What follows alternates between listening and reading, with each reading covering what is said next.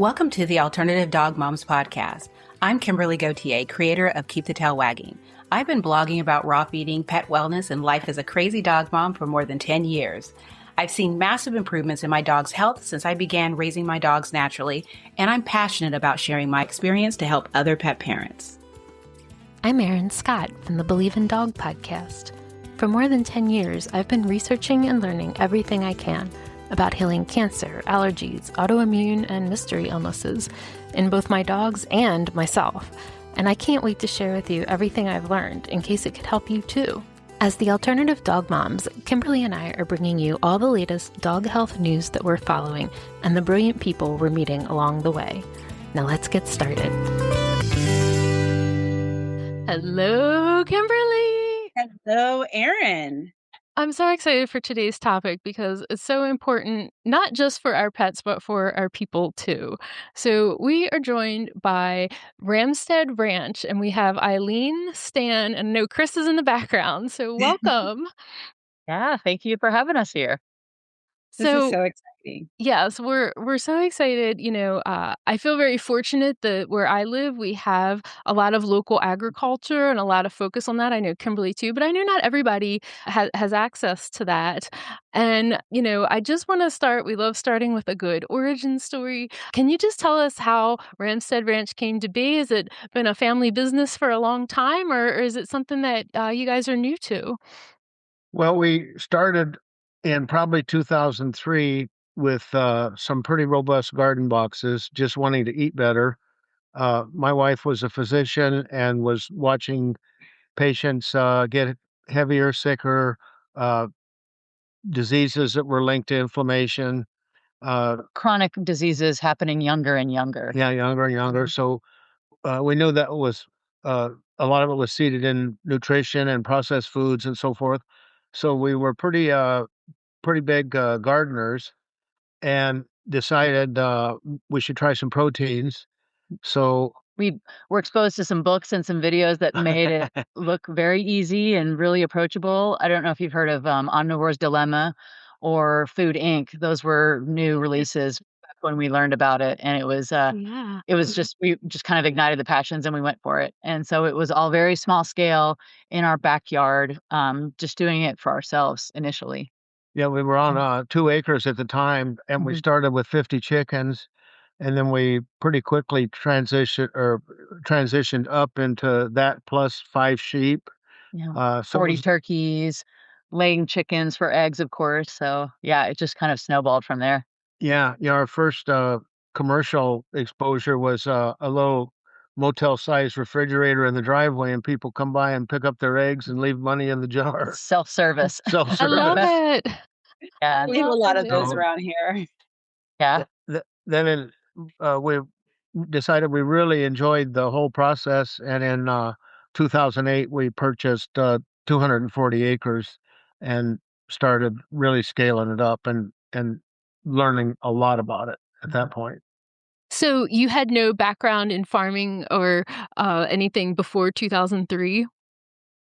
That's correct. We all had our own kind of personal interests in living in the country or being hands in the dirt, having a homestead, but we did not have agricultural backgrounds. Stan's background was in construction as a contractor.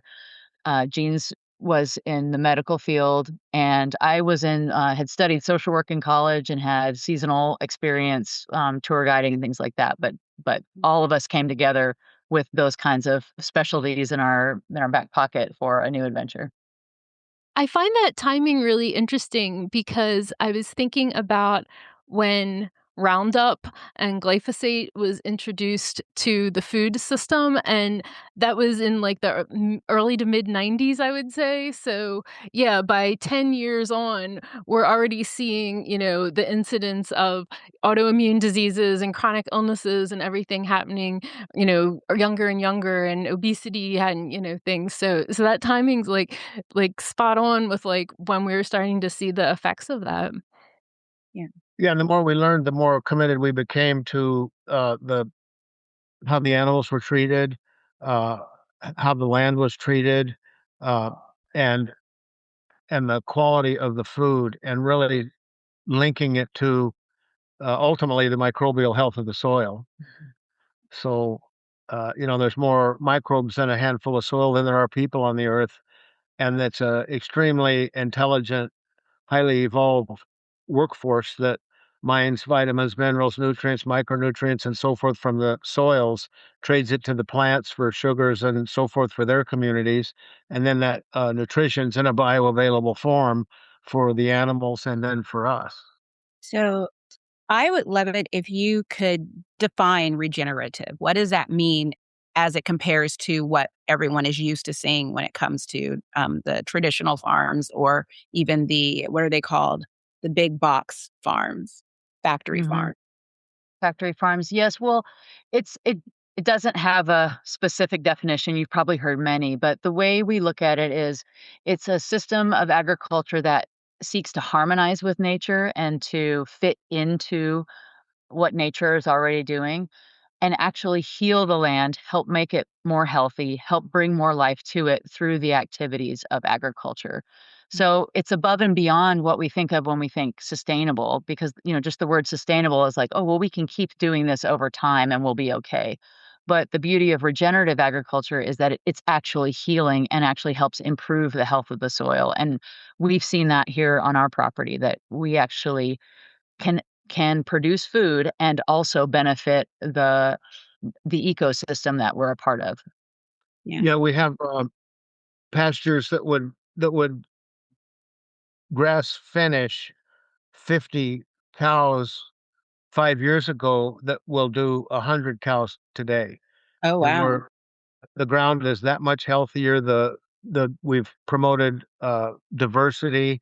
There's Uh, more actual plant count, so there's more plants growing in the same area. yeah, we have no bare ground. We really effort diverse pastures, so we plant 10, 12, 14 species of grasses, uh, and 15, 18% legumes. We try to have such a variety that at any time the cow or sheep takes a bite, some two or three things are in their prime, no matter what time of year it is, that type of thing. Right. So it's a system that literally heals the ground, makes it much more capable. It's nature loves to give free rides. We have to learn how to plug in. We have to learn how to support it and not interfere with it.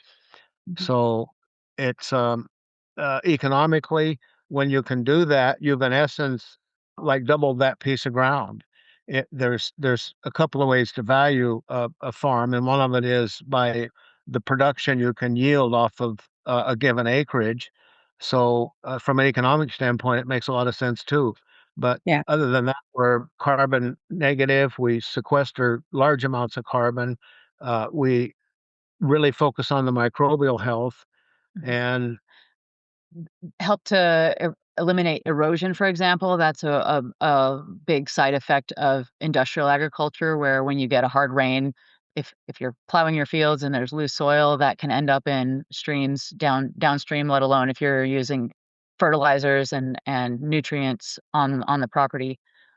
When you have more plant count, when you have healthier pastures, all of that filters out and allows the water that leaves that any runoff that there might be would be much cleaner and to not actually pollute the creeks that are here.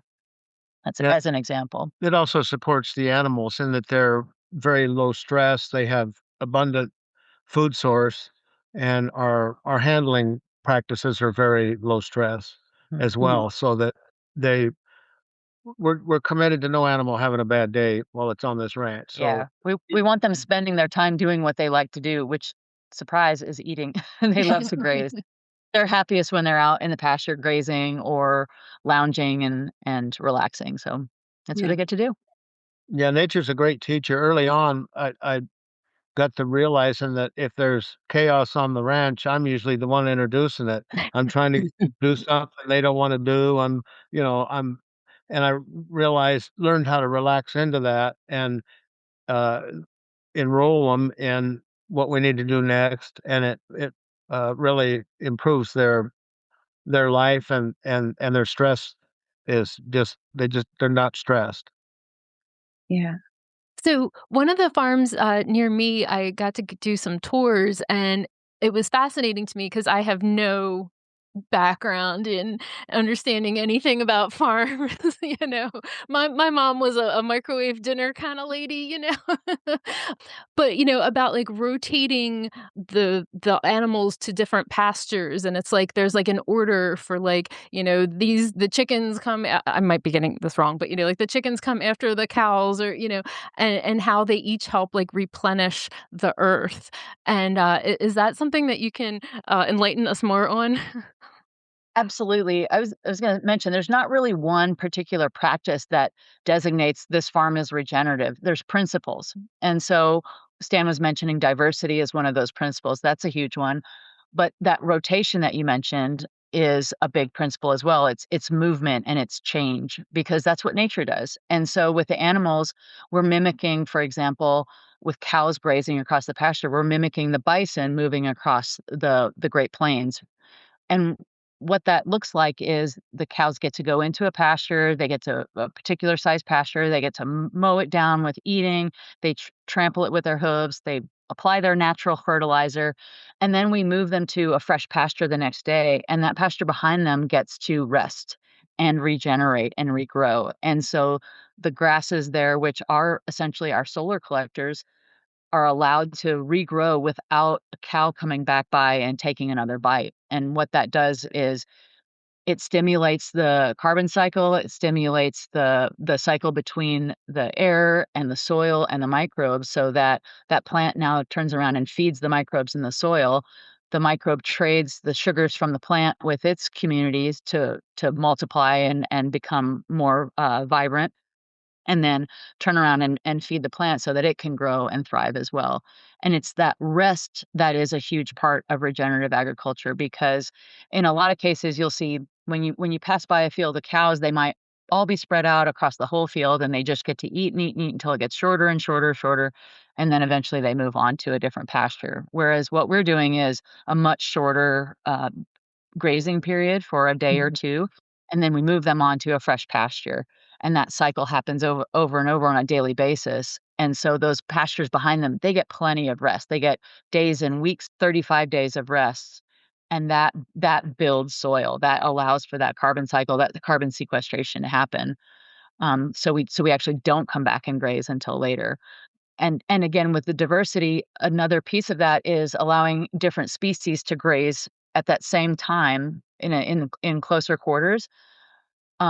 Cows like to eat certain grasses more than sheep like to eat, and so the sheep might find other, the some of the grasses the cows leave behind, the sheep might want to clean those up in a different way. We also have pigs here at the ranch, and they thrive in treed areas where the grass may not be so great for cow grazing, but those pigs are little off-road vehicles, and they're running through the stumps and chewing up bits of like I would call it brush and basically pulverizing the carbon that's there on the ground so it comes in contact with the soil and can be sequestered into the ground, making adding carbon to the soil, which becomes humus, which becomes healthier, richer, more organic, rich soil for more plants in the future. Yeah, that sounds Yeah. Every plant has it, or every animal kind of has its niche and its specialty that they do naturally. right. And so we like to let them be who they are, and they help us in their own special ways. Yeah, within it, we move daily with our paddocks with our cows, and if we're on a rhythm, uh, we leave more than we take. Hmm. It's Mhm. it's tromped and pooed on, and Yeah. It's essentially compost in place in a lot of ways. Yeah. So yeah, yeah.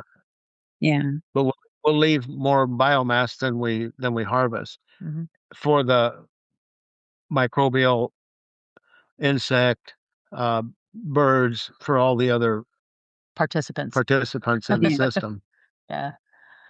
One of the things that drives me crazy when I go to the grocery store is when you see eggs and they say vegetarian fed. And I'm Yes. always like, chickens aren't vegetarians. Yeah, that's a funny one. I do a lot of interacting with our customers, and I'm always kind of careful to know. how much do these folks want to know about your chickens? They love to eat everything. They are omnivores. And so, yeah, our chickens get to grub, they get to be out in pastures. They eat their greens, but they get to eat insects and whatever else they find too, Mhm. which they're out there working all the time to find the good stuff. Yeah, Yeah. it's like, don't buy people, please, like, we need a PSA, like, chickens aren't vegetarian, stop buying those. They're pale yellow yolks, you don't want them. Well, it just goes back to the whole where people they either change the definition or they put enough information out there to make the average consumer think that, "Oh, this is better." Where we find ourselves having to educate ourselves about what's the difference between, free range and pasture raised and, and what does that actually look like? And I've gotten to the point where, I mean, thankfully, here in Western Washington, there's so many people who are homesteaders that it's really easy to get very good eggs over here. But the average person thinks that because even if the packaging might have green on it, and it just looks really natural that they're like, "Well, this Like is brown, good."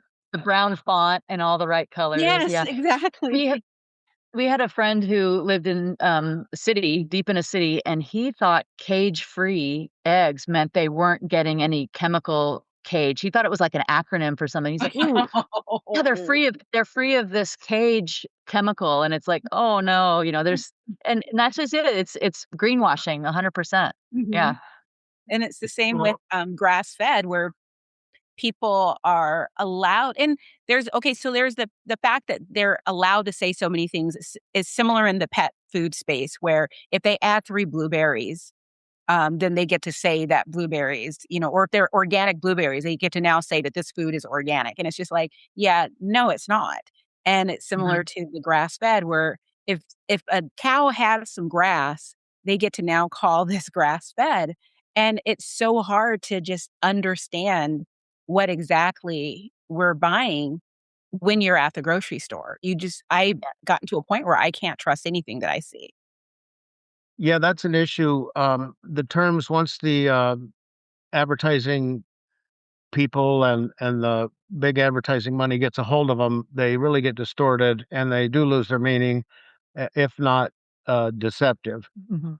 That's why it's important to, if you're really concerned about your health, which we should be, we should be committed so that whatever our genetics are, and each of us are different, but whatever our genetics are, we should be committed to uh, supporting them expressing at their highest possible level for as long as possible, physically and mentally. And nutrition is at the base of that. There's just no way around the nutrition component. You can do all kinds of other things that help, but without that nutrition, there's no substitute for that one. So the defense against that is to get a little proactive, find a trustworthy source that you can believe in, go visit them, check them out, Google reviews, see what other people have discovered about them, that sort of thing, and source your food from a reliable, trustworthy source that is using the terms in as they were intended originally to be used. Yeah, and showing you what those terms mean on their farm, because that's really the disconnect is, what it shows on the package may not be what's in the package. Mhm. Yeah. Yeah, because even organic, I feel like you can't really trust anymore. And so, for instance, I'm sure everything that you're doing is above and beyond what it would be considered organic. But like, I know that you have to like pay thousands of dollars to get like organic certified, which you're Mhm. still allowed to use a bunch of chemicals for. And so, like most of the places I know around here, like they'll just say spray free or they'll use some other term because you can't say Yes. organic if you're not certified organic. Yeah. Yes, yeah, and particularly with livestock, because organic chicken can be in a barn and never see the light of day. They can never touch a blade of grass, never scratch in the dirt, and we feel those are absolutely important in generating truly nutritious, nutrient dense foods. They need to be outdoors. They need to be pigs that whose skin is exposed to sun have incredibly rich vitamin D in their fats, and that's that's important for them. It's important for us. So those kinds of things have nothing to do with, there's no, organic standards and like that. Organic standards don't even touch that. Right. Yeah. And, one of the things I guess we wanna contrast with, right, with, like, is monoculture the word? Is that the word where, like, they just farm, like, one thing over and over, and Mhm. it starts to strip the nutrients out of the soil, which means you're stripping the nutrients out of the food, which means you're stripping the nutrients out of people and animals who are eating the food. Do I have that right? Yes, that monocrop, monocultures, and the opposite of that is kind of what Stan was talking about with diversity. We want grasses that have shallow roots. We want grasses that have very deep roots that are offering, nutrition at its peak throughout the season. Mhm. And another factor of the monoculture big ag system is it comes with a lot of inputs. Uh, so, like commercial fertilizer, for instance, and commercial fertilizer is it does work. It'll turn a lawn green. We've all seen it, but what it's doing is it's really ramping up the uh, microbial soil uh, inhabitants, and they're consuming the carbon at a very accelerated rate out of the soil until the carbon's gone, and then they go too because their food Yeah. source is gone. Yeah. So and that on top of that, then you have once in a very healthy system, there's very little weeds, there's very little insect issues.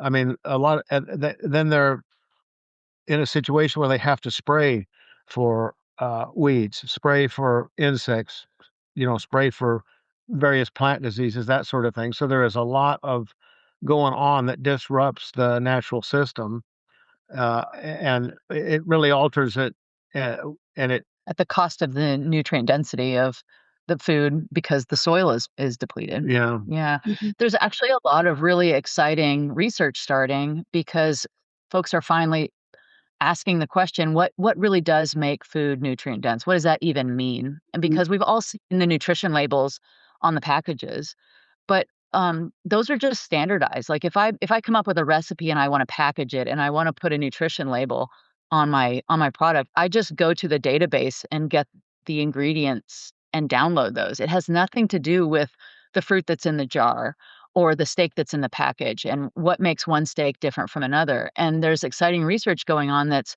asking the questions like, well, what signs, what as a consumer, what can we look for? And unfortunately, it's not correlated to organic. It's not correlated to um, these other sorts of these other standards and these other labels. It's really linked to how much biology was in the soil. That is the common ground for creating truly nutrient dense food that tests off the charts when it comes to vitamins and minerals, and whether it's vegetables or whether it's meats, they both are demonstrating the same trends. And it's Yeah. and it's great because somebody's finally kind of putting the science behind those questions, things that we've observed for years as farmers and ranchers, things that were known to our grandparents Forefathers, who yeah. Yes, Yeah. whose chicken tasted completely different than what you can buy in a grocery store these days. But now there's somebody's going, "Hey, the science can put numbers on this too." Yeah. Yeah. I mean, I get it. A conversation we constantly have in our community is, people who will say, well, I've fed, fill in the blank food for the past 50 years and my dog has been fine. And it's like that food 50 years ago, what was going into it? Like, the Right. whole process was so completely different than what it is today. We Yes. see that also with, people who want their dog to be a vegetarian, and it's just like and they usually name one of, like, 3 dogs that people know of that were fed a plant-based diet, but they fail to talk about the work that the person went into to test the soil and to feed the soil and to make the soil to make sure that they were Yeah. doing everything that they need to do. It's like it's I guess it's possible, but for the average person going to the grocery store to get vegetables is not ideal. Right. Yeah. And, with nutrients, I think one of the first things that I learned when I was learning all this for myself was about, the difference in beef, with, like, corn-fed beef, being so high in omega-6s versus grass-fed, actual true grass-fed cows, having high omega-3 fatty acid and having the right ratio, and that was, like, one of the things where it was like, "Oh, oh," like, it all started coming together for me? Yes, we even call our beef we call them grass fats because we want them to gain fat from the grass that they're eating it for just for that very reason. That balanced omega-3 omega-6 fatty acid ratio that comes from grass-fed beef, and it's beef that have truly been rotationally grazed, and they're getting plenty of nutrition on diverse grass. That's the key there. That's where you're gonna see those higher omega-3s that help reduce inflammation and are the good for us fats. It's not a matter of, "Oh, we just didn't feed the cows grain." That's not quite enough. They've really gotta be out there rotationally grazing and gaining weight, gaining fat through their diet of diverse grasses. Yeah, you want them to gain weight every day. You also touched on something uh, when you're saying grass fed and tying that to the omega threes. That's all accurate. There's grass fed, and then there's grass fed, grass finished, and it's important to ask: is it grass finished? Because a lot of grass fed programs will take them to a feedlot, a finishing yard, and feed them corn or a cocktail for the last 3 months to really bulk them up and finish them off, and they look beautiful. But the science is really clear that in the 90 days they're doing that, you almost completely reverse out the omega-3, omega-6 relationship advantage. Wow. It it is a very steep de- decline curve when you start with the GMO corn and so forth. So when you get this property, the 240-acre, property, did you have to do anything to it to, like, prepare it? I assume it's just been out in the world. I'm not imagining that it had been like a regenerative farm before you purchased it. It did not, and it was in rough shape. I mean, we eradicated a lot of weeds through natural processes. We fed back and forth across them, let the cows tromp it in. As we got the soil healthy, the weeds went away.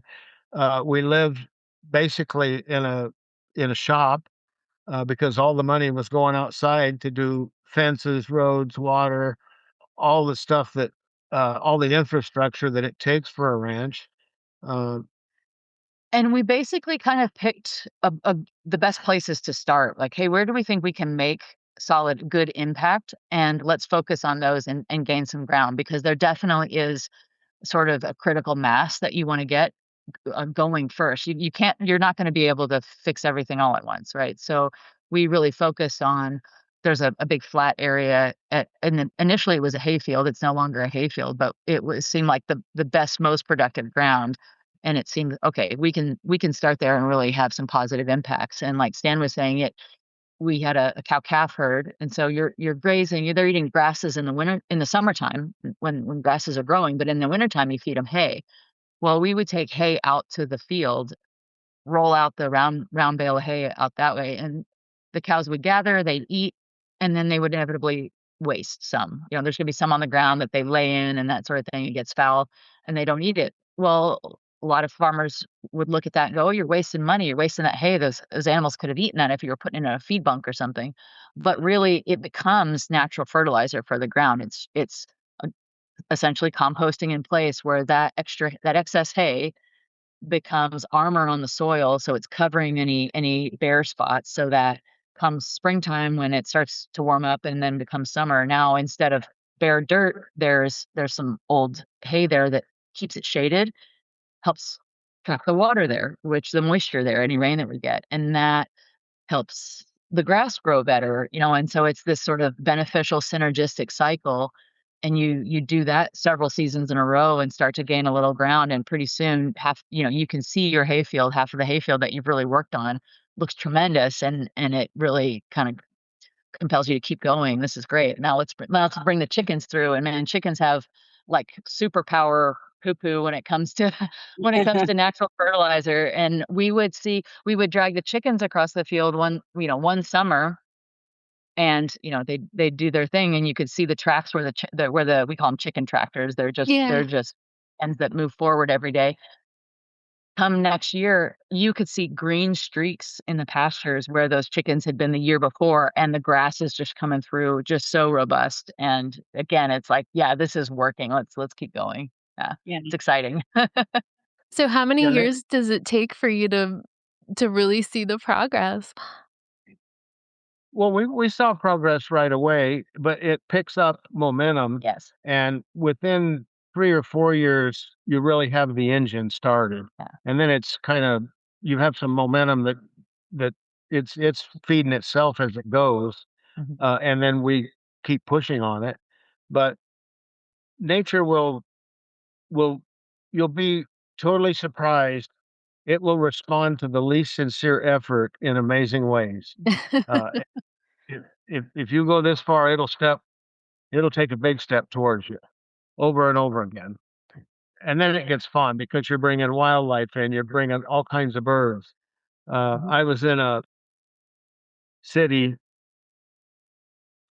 my dad's birthday party last week, and I'm waking up and it's like this is noisy, and we have a security camera, and I'm turning on my security camera and listening to the birds as it gets. I was an hour difference, so it was just getting light here, and the bird music was unreal. I mean, Can hear it through the camera. oh, I was that was my background. Yeah. That was my morning listening to the noise here from just the life. I love it. We have frogs. We have 2 ponds on our property. Yeah. And so when the bullfrogs come out and, well, it was mating season, which it's funny because we've lived here for so long, we're just so used to the noises, we never really think about it, but this year we were like, "They are really loud." And when we realized that springtime is mating season. And it doesn't help that I have 4 dogs, and my oldest dog is I don't think she wants to catch a bullfrog, but she just likes to make them jump, and so she's constantly hunting around the pond looking for one. I don't think they like that either, but yeah, I get what you mean about the sounds, and I don't think I could ever live in the city again after having lived here for 15 years. And you guys are in Idaho? We're we're actually in eastern Washington, very close to the Idaho border, very close to the Canada border. Oh, Mhm. okay, okay. Mhm. How far is that from you, Kimberly? Probably about 4 or 5 hours. Oh, okay. Yeah. Yeah. Yeah. I only know because we got, Zoe came from Idaho. So we flew Oh. over to Idaho and drove back. Zoe and Scout, her brother Scout, that Scout's passed away. But, so speaking of dogs, what got you guys into offering dog food? Because that's one thing that I love seeing around the country is like butcher shops. I have a friend who just moved to Montana, and the butcher there is now offering because people would just start asking for various things like, "What are you doing with?" And so he now Yeah. has a whole section of his shop that's for dogs, and they're thinking about doing the same thing, and it's just like, what led you down that path? Yeah, absolutely. Well, we're nose to tail, right? So we honor the whole animal. We try to utilize as many parts as possible, anything we can get back from the butcher. And so many of those odd bits are really ideal for pets. And so we have customers that they want to buy liver, they want to stock up because they're feeding an animal, and they want, if they're going to the trouble of sourcing organ meats, they want them quality. And so once they kind of find you and know that you're truly grass fed, that the animals aren't getting hormones and they're not getting pumped full of antibiotics, then you kind of have a customer for life. And Yeah. we just started building these relationships, and they snowball, because it's a tight knit community, right? With people kind of sharing secrets and like that. So Oh, yeah. it's kind of built organically that way. Yeah, and then it was like, oh, we have a primal pet box because people want a little variety, and if you buy a Yeah. variety, you get a discount, and then you have all the things that you need. Yeah. Yeah. That's awesome. I love it. I mean, I don't mind walking or I every time I meet someone who has any type of animal on their property, I say it's sort of like we have a local brewery where we're all there and it's dog friendly. And someone will be like, "Hey, Kimberly, so and so raises fill in the blank." And I will go to their table and sit down and just start listing off all the things of what do you do with? What do you do with? What do you do with? Yeah. And it's I think it's hilarious because I meet one person in the parking lot of Walmart twice a year to get stuff, organs, and things like that. And we're laughing because it's like, I doubt that anyone's paying us any mind, but we always wonder what people think we're doing. And she's pulling out a cooler and I'm throwing little white packages, Oh suspicious yeah, from the a hundred movies, percent. uh, into a bag and Yeah, jumping in my car and You got the leaving. stuff. the good. You got Yeah. the good. Yeah, Yep. a friend of mine is about to process all of her chickens. And I was just immediately like on the phone, what are you doing with the feet? And she's like, they're yours. And I'm like, yes. And I'm like so excited because I think I'll probably have chicken feet for I have 4 dogs. So it's going to be several months of chicken feet. I'm really excited about that. Nice. Kimberly's more hardcore than I am. I know. Those chicken feet actually make an awesome broth. Yes, Yeah. they do. They Yeah, do. yeah, Uh-huh. That's why yeah. If you, I love to get tons of them because half of them go for, like, just throwing in the meal, and the other half especially if I'm having a broth, because I have the worst time making marrow bones. Well, to turning into, like, a gelatin bone broth just using marrow bones. It's a great bone broth, but it just doesn't gel for me. So whenever I Mhm. get marrow bones from someone, I throw in a handful of chicken feet because I just like that gel. Yeah. Yeah. So yeah. is there anything that, like, really grosses you guys out? Because, I I I'm not as hardcore as Kimberly. I'm not gonna meet somebody for feet. I don't think you'd have to try pretty hard, I think, to gross us out. Yeah, We've seen a lot. we're pretty I close can to nature. imagine. Yeah, I mean, a friend of mine was raising chickens for a while, and I was like, I didn't know there was so much death in raising chickens. Getting and I'm like, oh, I'm not, I got, I'll just take the eggs. Sometimes I have this vision of like, oh, we could have the no, no, no, no.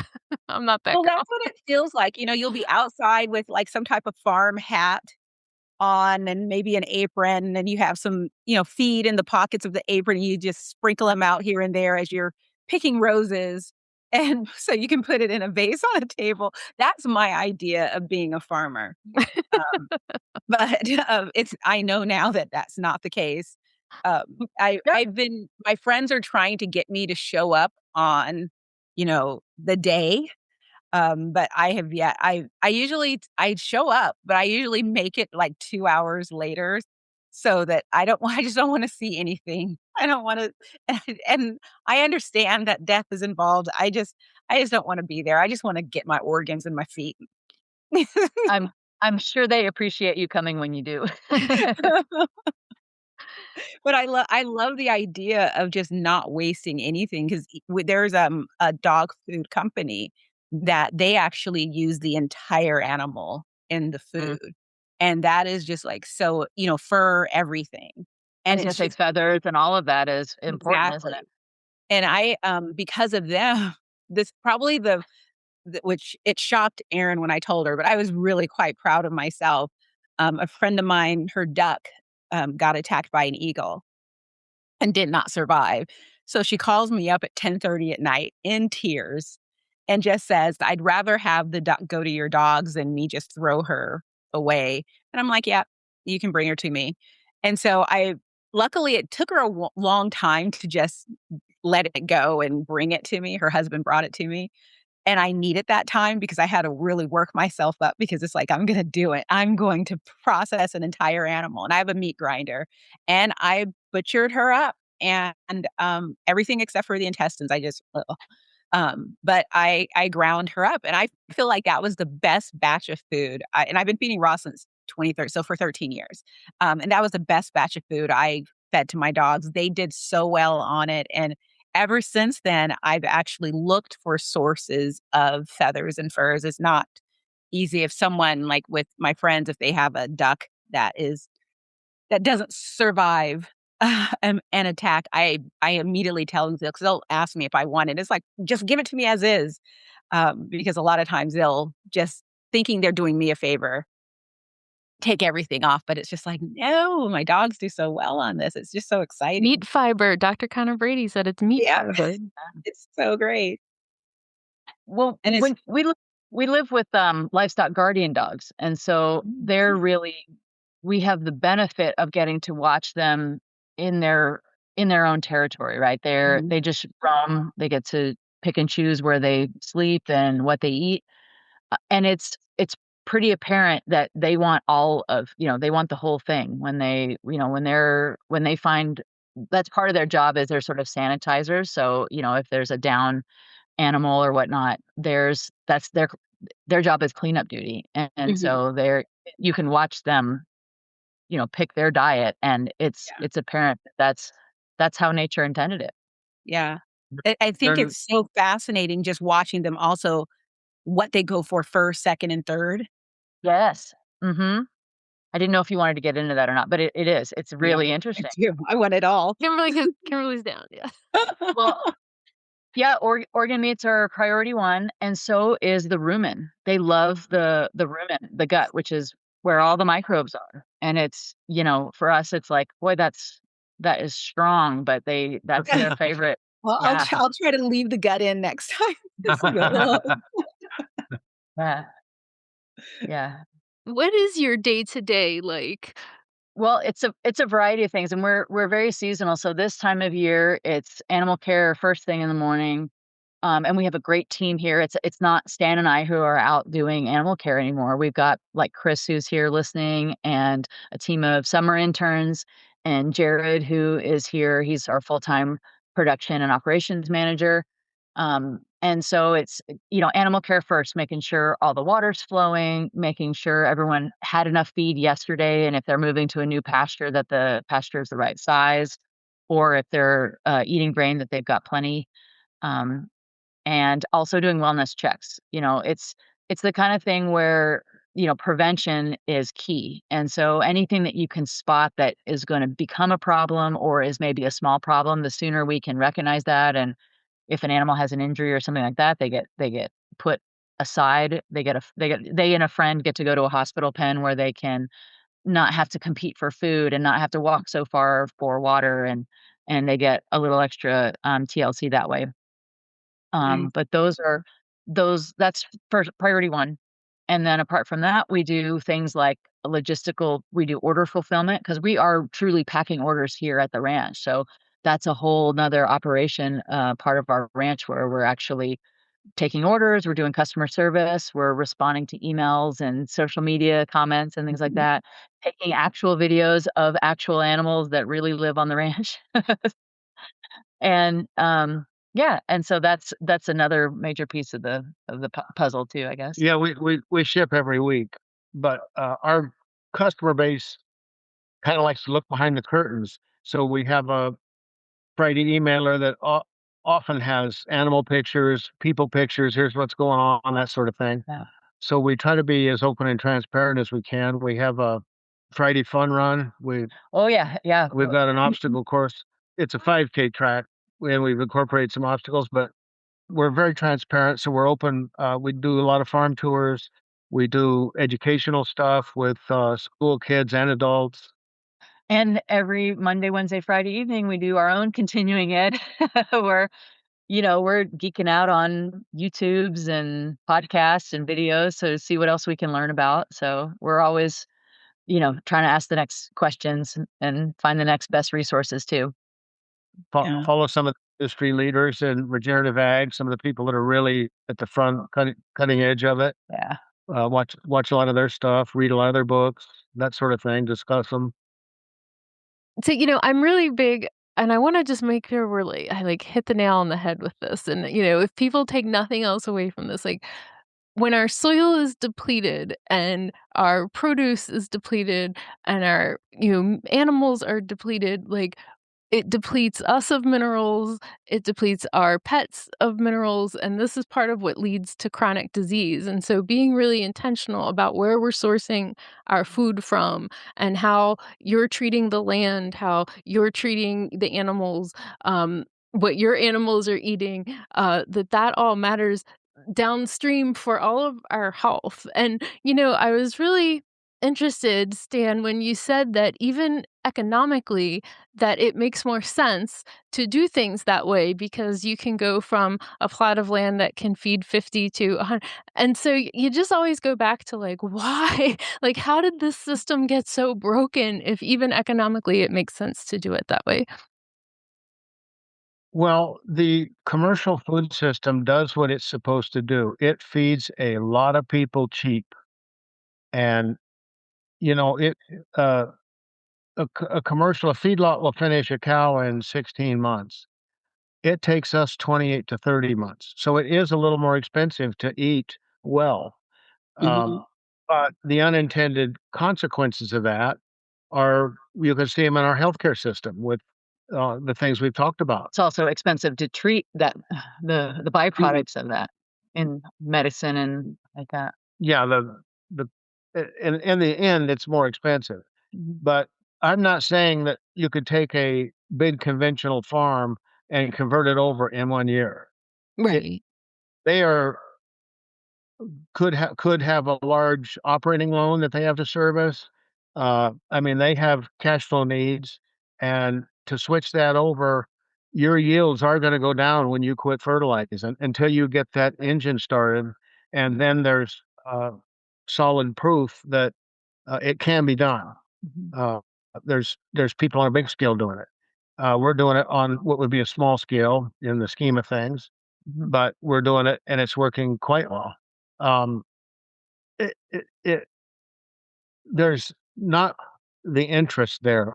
The universities do not teach this. They are very good at teaching inputs, how you handle this, how you handle that. If you have a weed problem, if you have an insect problem, if you have a fungus problem, they have solutions for that, and they're chemically driven. Mhm. Uh, a lot of the research is the big money is funded by the big chemical names, which we all know. Uh, I don't have one lobbyist in Washington, and and and and they got wings of them. So I mean, it's the system's just not set up to make a big conversion. The incentives aren't there. The huge subsidies for GMO corns like that are not promoting the natural system. Mhm. But there's probably in the short term, probably both are necessary. I mean, we have a lot of answers with the way we're doing it for a lot of the things that are wrong and threatening our health and the planet. Uh, on the other side, we couldn't supply McDonald's.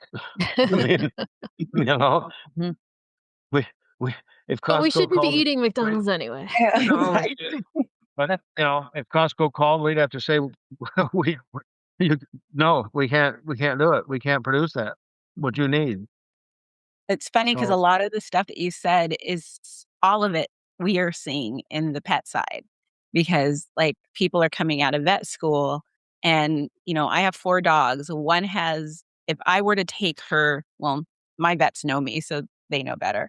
But if I were to take her to a new vet that didn't know me, I have one that has anxiety. They have a prescription for that, whereas I treat her anxiety naturally. I have one that has allergies.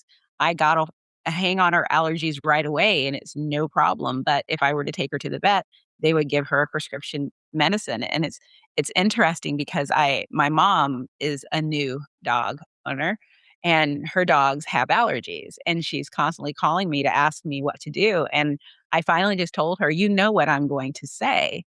You cannot feed the diet that you're feeding your dogs and cure allergies without going the conventional route, unfortunately. Or you can, but it's just gonna take a lot of time.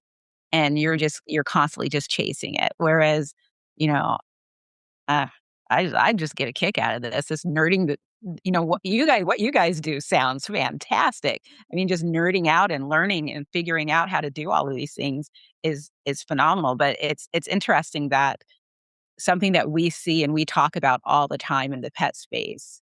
It's not surprise, but it's just kind of comforting to hear that you guys are seeing it too in your space, because I'm hoping that the more people that start waking up to the fact that someone is profiting off of keeping all of us sick, um, maybe more people will start pushing back.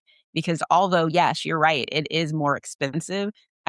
For myself, I try to eat a healthier diet. I thankfully have a lot of friends that have food that I can eat. In fact, someone emptied out a freezer of truly grass fed beef a couple of years ago because the freezer got unplugged. It was all still mostly frozen, but they were terrified to eat it. And I was just sort of like, the industry has done such a good job of making us afraid of the sun, of Yes. bacteria, of so many things. But yeah, I had a freezer full of steaks and that I was sharing with my dogs. And I was so excited because I was there. They were like, "Well, is she okay with coming now?" And I'm like, "I am on my way with my huge bags to get my white packages." And Yeah. I'm perfectly happy to do that. Yeah, we're generous with our dogs with w what they eat, and we have, one guard dog's 13 years old, and that's pretty old for a big dog, but she works all night. You would have no idea she's 13 years old. Yeah. I love it. Yeah. I love it. I mean, yeah, we're basically trying to either out supplement or on the other side medicate problems that are basically caused by like lack of, nutrient density in the soil and Mhm. in the foods, and we're Deficiencies, trying to make chronic it up. deficiencies. Yeah, Yeah, yeah. Yeah. and when you eat good food, you'll eat less. Mm. You can feel the difference. Yeah. You'll be full sooner. I mean, a lot of I think, our weight problems are our body hungry for something that we're not providing it, and it Mhm. goes for volume, and that has a lot of unintended consequences. Yeah, like you can eat a whole bag of Doritos or something, Yeah. but, you're not getting any nutrients out of that. Yeah. Yeah, we can take a whole chicken and eat 2 meals for 4 or 5 people off of it, and still have something left over for sandwiches, and then make broth out of what's left. And then there's the broth. Yeah. If you really, get into you can do this on a budget, and it's not an all or nothing thing. A lot of our people, will say, I can't afford that food budget," but just start. It's like Mm. working out. I mean, go for a walk 1 day a week. If that's what you can do at first, do that.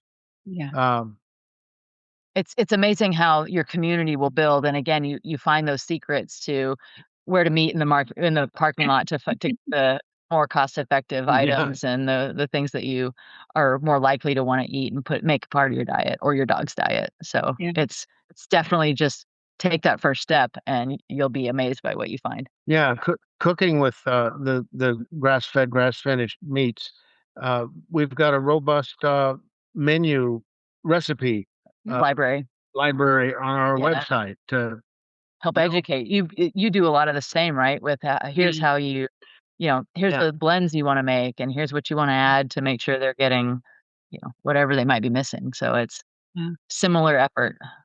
Oh, and we've gotten so used to not there's so many things that as humans we don't eat anymore. When I meet someone who is a homesteader where they basically the entire animal is consumed by someone in their house. Like they have recipes for the organs and and they have dogs and I'm just like, you don't nothing? Nothing? And I'll just start listing off because then I find it fascinating. Like, "Well, what do you do with this?" And they'll tell me, "Oh, yeah, well, yeah, we eat that and we do this." And it's just like, that is the way it was. So maybe 100, 200 years ago, that is how we Yeah. ate. But we throw so much away today that, I can get a lot of stuff for free Yeah. because when they send it off to the butcher, they'll just throw it away. And so people have started asking, bring everything that you can back, and I'll just go through it and take what I need for my dogs. Yeah, absolutely. That's awesome. I love it. One day, Erin, one day. I know, I know, I know. And we started with eggs. That was, like, our first, like, thing is, like, at least we eat a lot of eggs, let's at least get better eggs. Like, like, that was how we started with incorporating things, before before we could afford to do, the rest of it. It was like, "Let's just commit to doing really good eggs." Yeah. That's how we started. Yeah, Yeah. absolutely. A few laying hens, and then this is easy. We could do more. We'll keep And going. we went to 50 broiler chickens and started the journey. You guys can sell just jars of your soil too, I to people know. like us, just so you know. I Not know.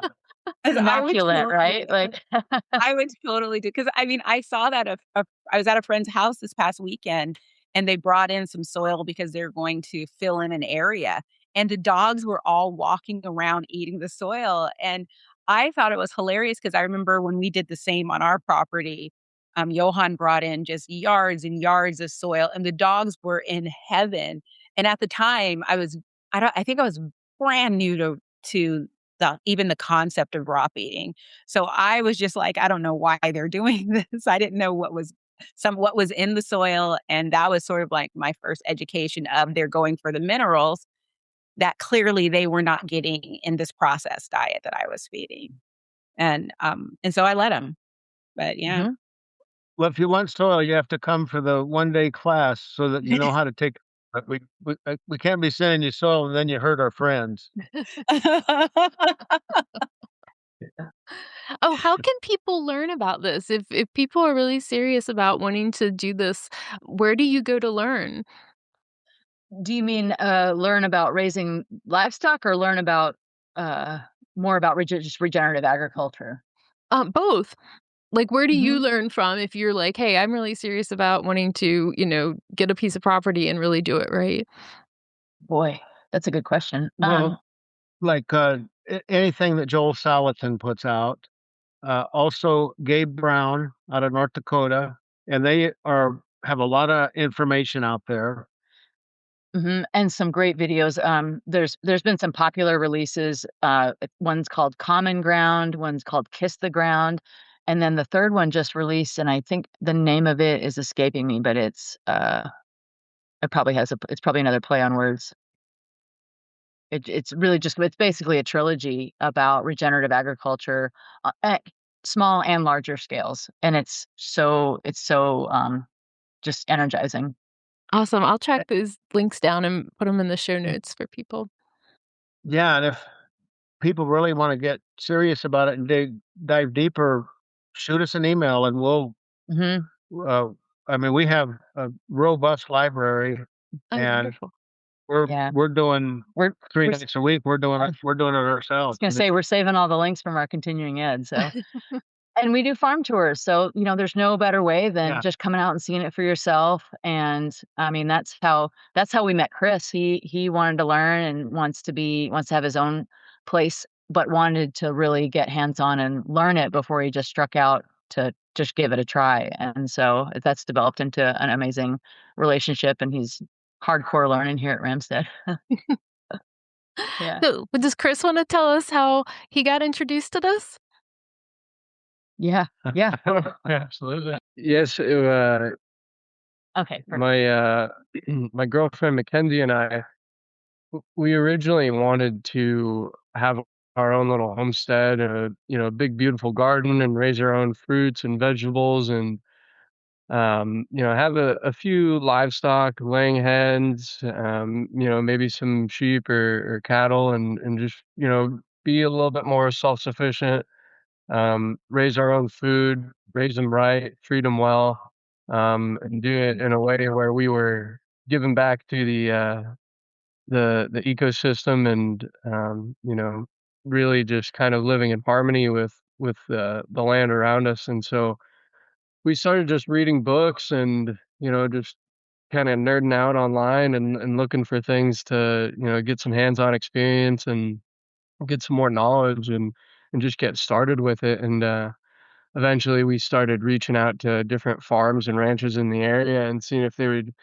kind of entertain us a little bit and do a tour or just answer some questions. And we were just kind of really grasping at straws, looking for anything that we could, put in our back pocket as a new tool. And so eventually we stumbled upon Ramstead, and Eileen and the team here reached back out and said, "Yeah, we do farm tours. Come on up." So we brought our dog up, and we were gonna go on a hike afterwards, and so we just had her hang out in the car for a little bit, and the tour went on for probably a little bit longer than she would have liked because she was just stuck in the car waiting. But it was a nice, cool day, and the windows were open and all that, so she probably did all right. But we just had a really great meeting and tour and just asked so many questions and had such great feedback from Eileen, and she was just so warm and welcoming and educational and just willing to spend that time with us, and we were really, grateful for that. And so we headed back home, and we were really excited and started nerding out some more online and looking for more books. And she told us, that was one of the great parts about that first bit of that experience was that connection. She, pointed us in the direction of going to a local sheep producers meeting. So Mackenzie and I ended up going to that, and it was a 5-hour meeting, and we learned so much, and it was fantastic. And then some other things happened in our life, and that opened up some doors for us.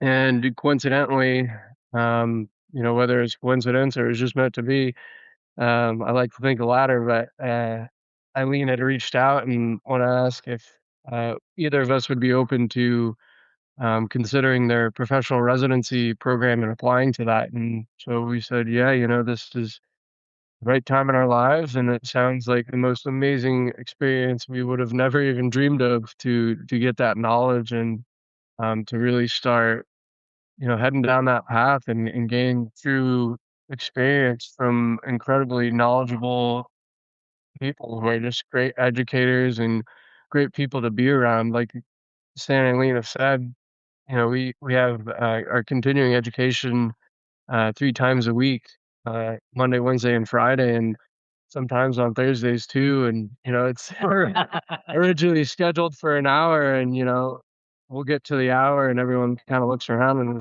"Oh, let's keep digging, let's keep going." And so it's just such a positive growth mindset here with such, again, amazing educators and just people who want to drive forward and learn and learn and learn and just gain more experience. And, yeah, so Mackenzie and I really couldn't have asked for much more, and she comes up and visits down from, living in Spokane, and she's taken a permaculture course at Oregon State University, so she's gathering in more knowledge on her end and take some organics courses. And her entire backyard and front yard is a garden. There's really not much grass out in her plot, so we're trying to hit it from both ends and just gain as much experience and knowledge. And we're surrounded by great, warm, loving people that just wanna, do the same, and we couldn't be more grateful. It's been such a blessing and an opportunity that we could have never imagined. That's amazing. It is. That's what my husband calls some universe shit right there.